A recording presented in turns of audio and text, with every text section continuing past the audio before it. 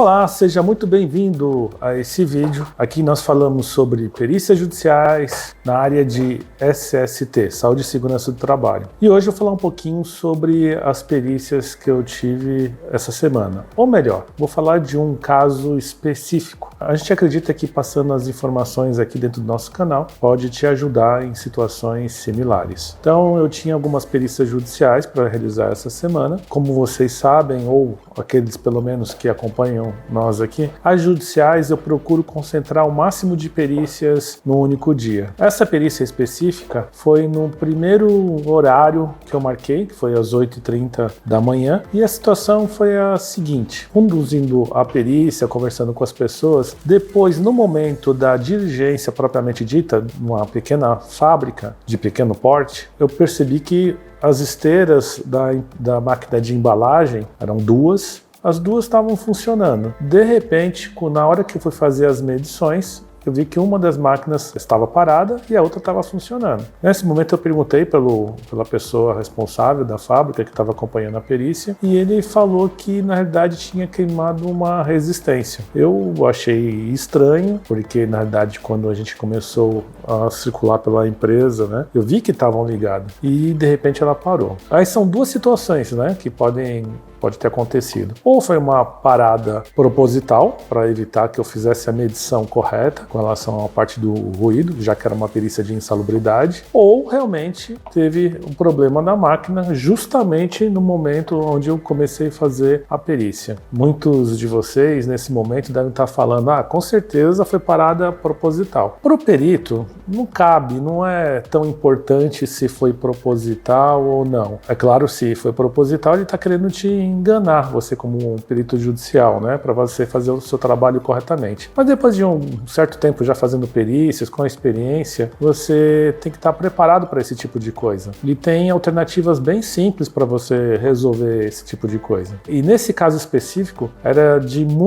extrema importância eu ter as informações, as avaliações reais no local, porque essa perícia, já analisando antes do dia, eu percebi que na realidade não foi peticionado nenhum tipo de documento nos autos do processo onde eu pudesse, de repente, fazer uma análise com relação ao ruído. Ou seja, nem PPRA, nem PGR, nem PPP, nem LTCAT, laudo de insalubridade, absolutamente nada, sem documento nenhum. Então, nesses casos, a medição real no local, ela ganha mais importância ainda. Aliás, é a única forma de você realmente levantar todos os anexos, né, relacionados à NR15, insalubridade, inclusive a de ruído, né, o anexo 1, o anexo 2, você precisa estar com os equipamentos se movimentando, funcionando normalmente. E aí, como que você faz? Bom, eu vou falar alguns caminhos, como você conseguir lidar com esse tipo de situação, o que fazer, mas eu vou falar o que ocorreu nesse caso específico, primeiramente. Na sequência, eu pedi para ouvir 2 paradigmas. Para quem não sabe, paradigma são funcionários que tinham ou têm a mesma função do autor, ou seja, do reclamante. Então eu escolhi 2 paradigmas para conversar e já no primeiro eu perguntei se era normal a máquina parar, quebrar, e a pessoa falou para mim que às vezes acontecia realmente ter problema na resistência. E realmente o responsável da fábrica falou que tinha tido um problema na resistência. E eu perguntei, é difícil trocar a resistência? E a pessoa falou, não, é simples, 10 minutos troca a resistência. Sabendo dessa informação, pegando com um paradigma, eu já chamei o responsável que estava acompanhando,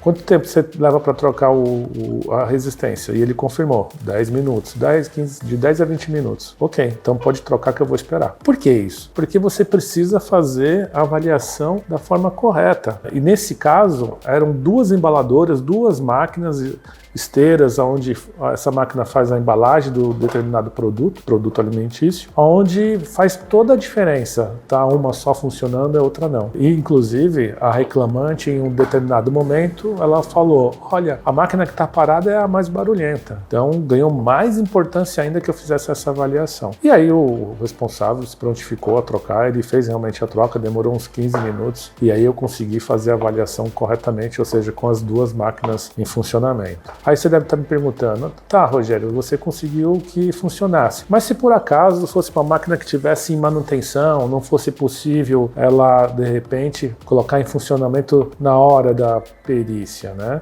Uma das alternativas é você, de repente, marcar um outro dia, peticionar para o juiz, falando que não foi possível realizar a perícia por conta que o equipamento estava quebrado, portanto, não ia ter uma avaliação real das condições reais e, por esse motivo, está reagendando a perícia. E é até interessante que você peticione mesmo para o juiz ficar a par do que está acontecendo e, nesse novo reagendamento, você colocar, inclusive, já a data que você vai fazer, porque dessa forma não tem como a reclamada, a empresa, fazer qualquer tipo de questionamento. Dá o tempo suficiente, no mínimo 5 dias úteis, né, para você reagendar, ou se você tiver disponibilidade até um pouquinho mais, para não ter desculpa, para quando você novamente for fazer a perícia, os equipamentos estiverem todos funcionando. Isso para esse tipo de acontecimento, ou seja, onde a máquina parou e de repente não tem como voltar. No meu caso, deu, mas se for numa situação dessa, aí você teria que marcar um outro dia. A não ser que você, diferente do meu caso, perceba que nos autos do processo tem documentos de segurança, tem avaliações de ruído, onde você possa fazer a sua análise, né, através dos documentos e ver se estão pertinentes, se realmente está coerente aquilo que está sendo colocado lá, ver se a metodologia está correta, o levantamento foi feito de forma correta, se está todas as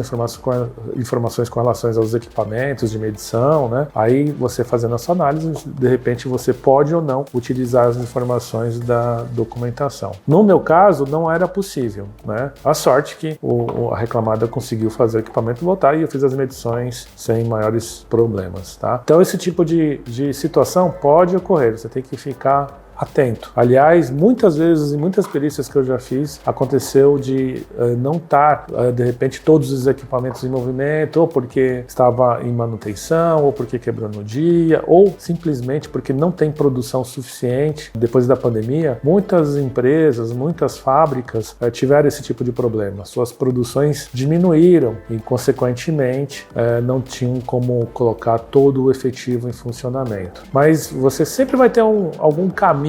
Perícia é feito através de muitas peças, onde você vai montando o seu quebra-cabeça. Não é apenas a avaliação no local. Você tem outros caminhos também que podem te ajudar para você chegar à sua conclusão pericial de forma acertada, analisando todos os parâmetros e dessa forma chegando a uma conclusão com relação se é ou não insalubre. Então é isso, pessoal. Espero ter ajudado, né, nesse vídeo. Quando você se deparar com uma situação dessa, de repente você já tem alguns caminhos aí para percorrer. Então é isso, fico por aqui e até o próximo vídeo. Tchau, tchau.